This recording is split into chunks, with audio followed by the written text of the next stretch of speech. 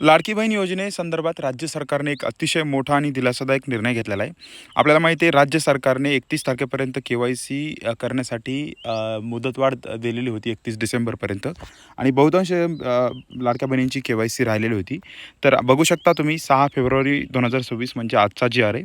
मुख्यमंत्री माझी लाडकी बहीण या योजनेअंतर्गत के-वाय-सी करण्याची संधी उपलब्ध करून देण्याबाबत यामध्ये परत एकदा ही संधी उपलब्ध करून देण्यात आलेली आहे. यामध्ये मुख्यमंत्री माझी लाडकी बहीण या योजनेअंतर्गत पात्र लाभार्थी महिलांना के-वाय-सी माध्यमातून 31/12/2025 पर्यंत आधार ऑथेंटिकद्वारे के-वाय-सी प्रक्रिया पूर्ण केलेली आहे.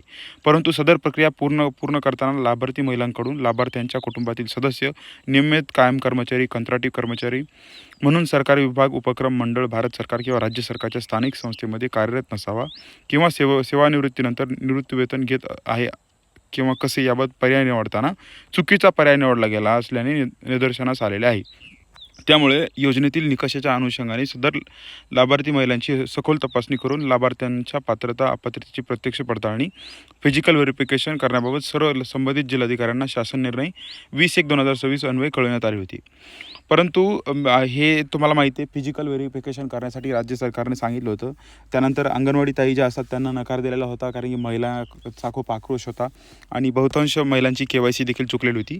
तर यामध्ये हा मुद्दा सगळ्यात महत्त्वाचा आहे. बघू शकता मुख्यमंत्री माझी लाडकी बहीण या योजनेअंतर्गत दिनांक 31/12/2025 पर्यंत ज्या लाभार्थी महिलांनी के-वाय-सी पूर्ण केली आहे, तथापि सदर प्रक्रिया पूर्ण करताना लाभार्थ्यांच्या कुटुंबातील सदस्य, नियमित कायम कर्मचारी, कंत्राटी कर्मचारी म्हणून सरकारी विभाग, उपक्रम, मंडळ, भारत सरकार किंवा राज्य सरकारच्या स्थानिक संस्थेमध्ये कार्यरत नसावा किंवा सेवानिवृत्तीनंतर निवृत्तीवेतन घेत आहे किंवा कसे याबाबतचा पर्याय निवडताना चुकीचा पर्याय निवडण्यात आलेला आहे.